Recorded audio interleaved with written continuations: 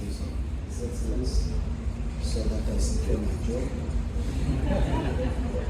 Thank you very much.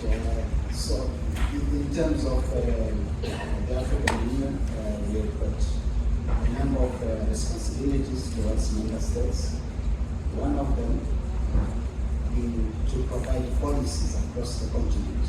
And in addition to that, we are also responsible for monitoring and reporting, in addition to resource mobilization and so forth. So, in terms of our work, we have actually put in place a few frameworks that are quite relevant to the economy. We have heard about the Blue Economy Strategy of 2019, which is actually in place. But in addition to that, we have got one of the very comprehensive frameworks that sometimes is overlooked, which is the Africa Maritime Strategy, briefly called AIDS. It's actually a very good instrument for those who have actually gone through it, and it's also linked to what is called the Lonely Charter. And those actually, they also cover issues of maritime security.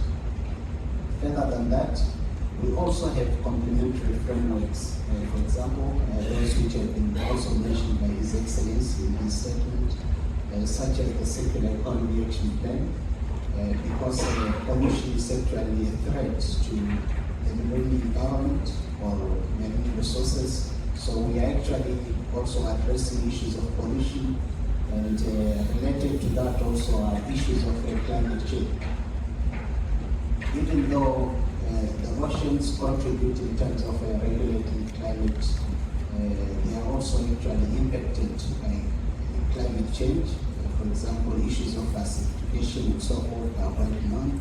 And for that reason, we have got the Africa Climate Change and Resilient Development Strategy, which is actually in place. So basically, in a nutshell, those are some of the frameworks that we have in place, which are actually encouraging member states to utilize the new environment quite sustainably.